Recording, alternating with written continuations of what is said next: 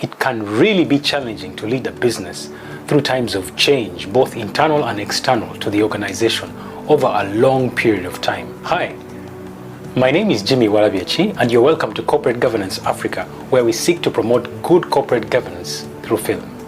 On the 17th of May 2023, we had the opportunity and privilege of interviewing the outgoing board chair of Stanbic Uganda Holdings Limited, Mr. Japheth Katto. Mr. Katto had served at Stanbic for 9 years. So this interview is a must-watch because he shares his experiences and wisdom that can inspire any business or person to run their business wisely or manage it through times of change. Enjoy the interview and please subscribe to this channel and like the video.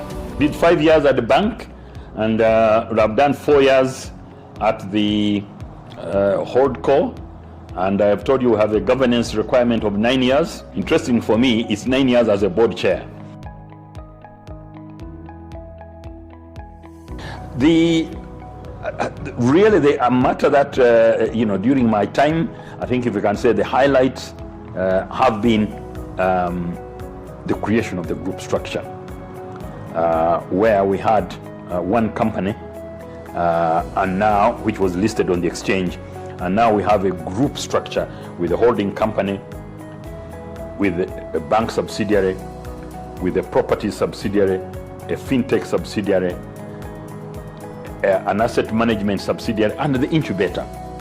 Why these subsidiaries were created was that as Stanbic, given our position in the economy, given our position in Uganda, and given our global position, our Africa position, we could actually have what we would call a one-stop center. I mean, a good example is if you are a bank customer and you'd like to diversify your source of funding, and you want to go into either issuing a bond or issuing shares, now we are ready to do it because we have a subsidiary that's able to do it. If you want to go into property, we have a subsidiary that is able to do it. If you want to get what is the best package, fintech package, what is the best program you can develop, what's the best way of collecting the rent and so on, no, we have got that able to do it. But most importantly also, we have got a company within the group to be able to offer training to the staff of all these organizations and our clients and so on and so on. The Stanbic Incubator, which is very successful, right? So in fact, whereas when I joined the bank, I had one CEO, I now have 7. And I would like to thank God that I have been involved in the selection of all the CEOs. I don't think there are many chairs who can say they have been able to select the 7 CEOs or even more than 7, because there have been changes, say at bank. So that's a privilege. So the establishment of the subsidiary was a process. It was new, it was innovative. We had to go through all the types of approvals. We had to balance the regulated entities from the non-regulated. You had to get buy-in from executive, buy-in from the board, buy-in from group, buy-in from the regulators. That was an exercise. Yeah. Now when you see it all taking shape, they all have boards, they have all started operating, they all have chief executives, a variety of chief executives, young, dynamic chief executives. I have seen a board change, in terms of mix, not only skills, but also age profiles. I've told you we have board members that are 40, and then you have like me that are 70. Right, so that mix of skills. We have we talk about diversity. We have had the bank board has got six ladies, 6 women board members against 3 men. And is you can see the wonders he's performing. All that really is very, for me. I feel that I have had a great opportunity, been given a great opportunity by the shareholders to be able to lead an organization that is so dynamic and so innovative. The digital transformation, when I joined the bank, the people using digital platforms and online and agencies and mobile, we have launched our fantastic FlexiPay and so on. Now that is really, to me, has been fantastic. But COVID, there is no way that one can talk about the experience without talking about the period during COVID. This is when we really say that the people are at the heart, are the main asset of the organization. That was tested during the COVID period. And we had cooperation. We supported as an organization. The individuals supported. They helped each other. And we managed to navigate through that period through virtual meetings, through online meetings, through caring for others and so on. The definition of an employee became much wider. It is not only one on the payroll of Stanbic, but also those who support us, be they security and so on and so forth. And then, of course, there was that big challenge of how do you hold an AGM during the COVID period when people are not supposed to meet in large numbers, in groups together, and trying to navigate getting the support of everyone to go to court, get the support of the stock exchange, the regulator, the register of companies, and be able to go to court and get permission to hold a meeting virtually. And that meeting virtually, which changed our memorandum and that so that we could hold a new virtual meeting, and being the first one to hold that type of meeting, setting another precedent. Those were very, very big highlights. And how do you continue to manage a virtual AGM? How the dynamics and virtual AGM, we had a large number of people attending. They were given the opportunity to ask questions and answer questions. And during that time, it was quite tough. Quite tough, but we managed to go through it. Performance may have been affected, but we managed to go through that period. It is very, very critical to continue to appreciate and acknowledge that this business is about people. Definitely, you've got to get the technology. The good system, the good IT system, the good banking system, the good risk management system, whether it's cloud, whether it's what, you've got to do that. But at the end of the day, it is about people. And people at all stages of the organization, at all levels of the organization.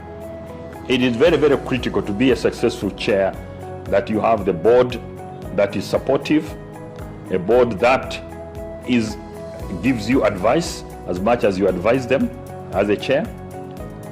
You've got to make sure you have a supportive chief executive, or in my case now, chief executives, a good company secretary that is able to advise you, especially on areas of governance, legal and compliance, and a good team. So, and then good, the whole staff as a whole at all different levels. It's all about people. And then the other people, of course, you have got the shareholders, those are people. You've got the regulators, those are people. And also in our environment, you've got also the group structure. We have the Standard Bank group, that provides advice, provides technical assistance, and so on and so forth. So it is all about people. You've got to have systems and processes and so on, but it's going to be people. So it's very, very critical learning lesson. It's all about people. If you do not, as a chair, have that good open relationship with the board members, with the chief executive, with the company secretary, and then of course through that with the exco team, you are not going to be a successful chair.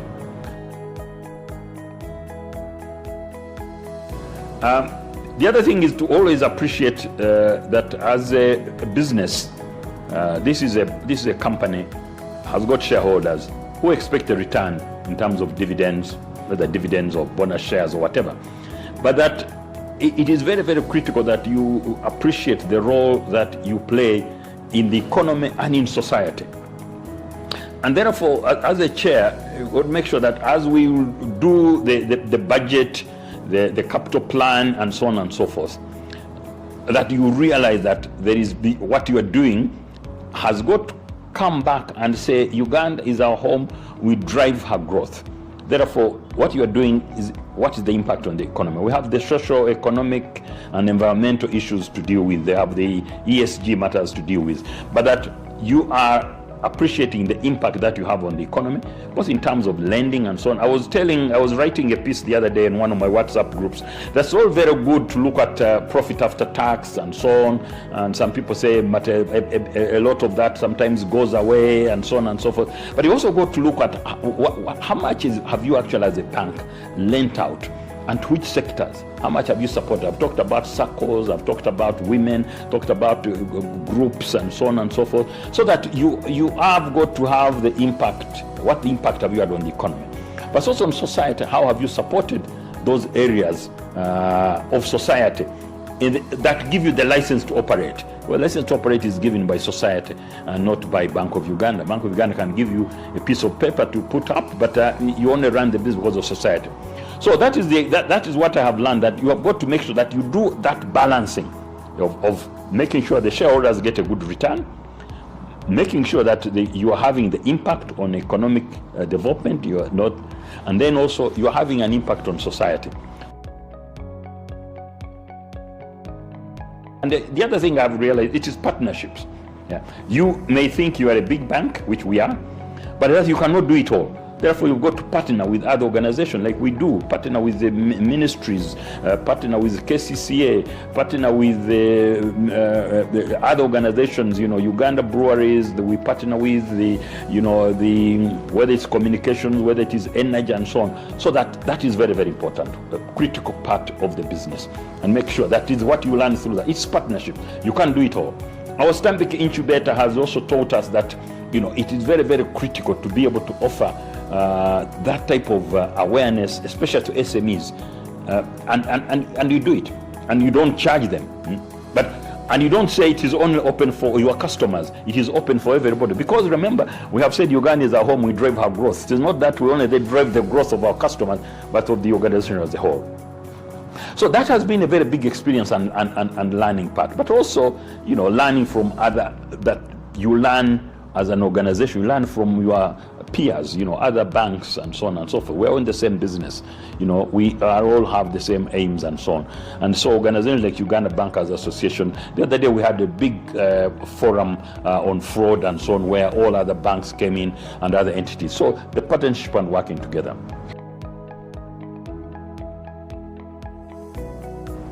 In this role, you can't know it all.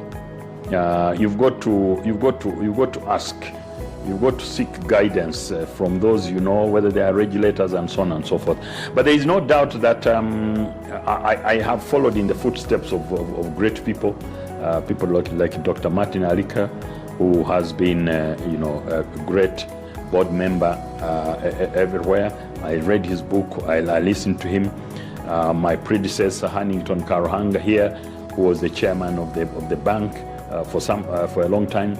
But also, I get a lot of benefit by asking other board members of other organizations, other companies, because the challenges you face, are sometimes not different. So it is quite important that you ask other board members, because they have dealt with probably a similar situation.